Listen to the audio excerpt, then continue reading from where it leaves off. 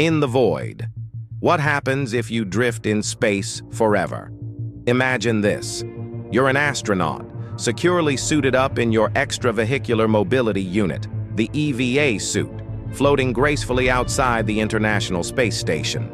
You're performing a routine task, and then, somehow, you push off slightly too hard. Maybe your tether wasn't fully secured. You lose your grip. You're drifting, slowly, silently, inevitably, away from the ISS. What happens next? This is not science fiction. This is physics, and biology, and human survival, tested in the most hostile environment known to us, deep space. 1. You're alive, for now. Let's get one thing straight first.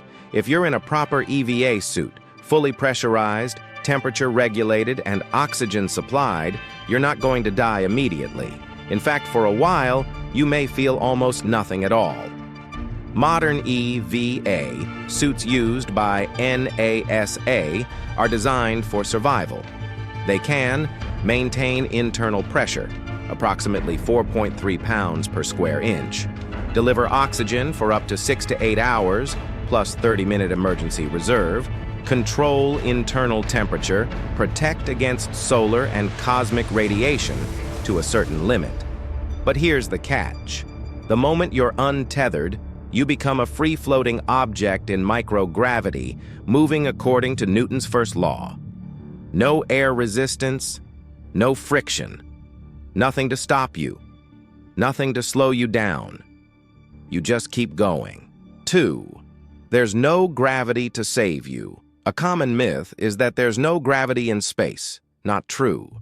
Earth's gravitational influence extends far beyond the ISS. In fact, the space station orbits Earth precisely because gravity is still acting on it. It's just in free fall, continuously missing Earth as it falls. You too are still under Earth's gravity, but without propulsion, you're just drifting in a stable orbit, or not. If your velocity changes enough during your accidental push-off, you may enter a slightly different trajectory, either decaying toward the atmosphere or drifting outward. But here's the grim truth. Unless someone rescues you, you're not coming back. 3. Can you be rescued? Technically, yes. If you're within visual and range proximity of the ISS and someone notices your absence quickly, a rescue attempt can be made. Astronauts use safer packs, simplified aid for EVA rescue, which are essentially mini jetpacks for self-rescue. But if you weren't wearing one or lost consciousness, it would take a second crude EVA or robotic arm retrieval, both time-consuming and dangerous. The chances of rescue dramatically decrease with every passing second. After a few minutes, line of sight is lost, relative velocity increases, and rescue may no longer be physically possible. 4. You're not getting pulled anywhere. Some people imagine that you'll get sucked into a planet, a star, or maybe even a black hole. But space is big, very big. Unless you're very close to a planetary body with strong gravitational pull and moving slowly, you're just going to keep coasting. You won't fall into the sun. You won't be drawn toward Mars. You're simply going to follow a predictable path, dictated by orbital mechanics. You are, for all intents and purposes, a satellite now. 5. What will kill you first? The EVA suit will keep you alive, for a while, but here's a timeline of what will gradually go wrong. Oxygen depletion, 6 to 9 hours. Once your oxygen runs out, you lose consciousness within 15 seconds. Brain damage follows quickly. Death by hypoxia is silent but inevitable. CO2 buildup, if scrubbing fails earlier. If your suit's carbon dioxide scrubbers malfunction or max out early, CO2 poisoning may occur even before oxygen depletion. Thermal extremes. Depending on your position relative to the sun, one side of your body may be exposed to temperatures up to plus 120 degrees Celsius, 248 degrees Fahrenheit, while the other side could drop to minus 100 degrees Celsius, minus 148 degrees Fahrenheit. The suit does regulate temperature, but power loss could cause failure. Radiation exposure. Cosmic rays and solar radiation are filtered by Earth's magnetic field. In open space with prolonged exposure, the EVA suit provides minimal protection. But in a short 8 to 10 hour window, radiation won't kill you, yet.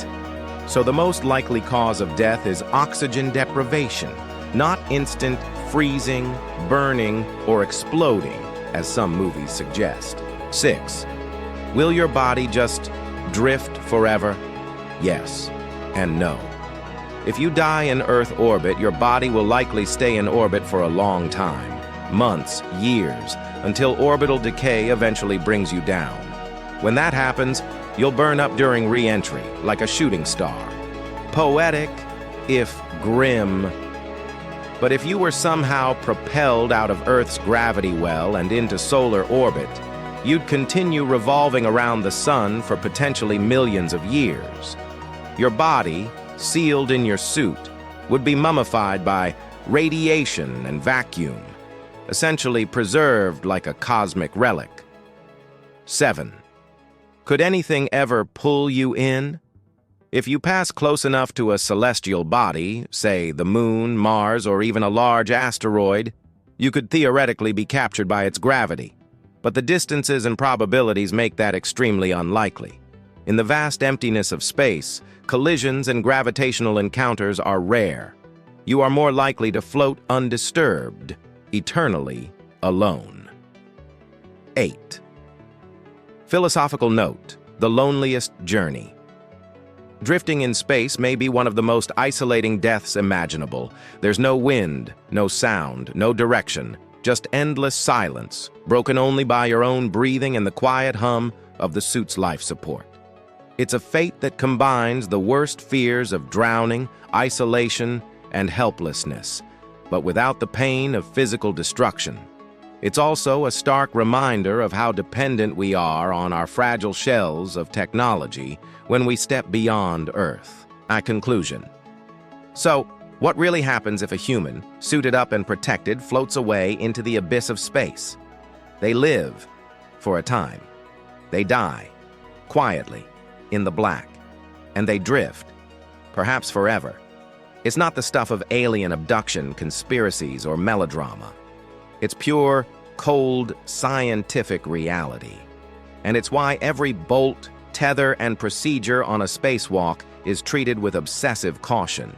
Because in space, there's no second chance, no rescue call, no air, only the void.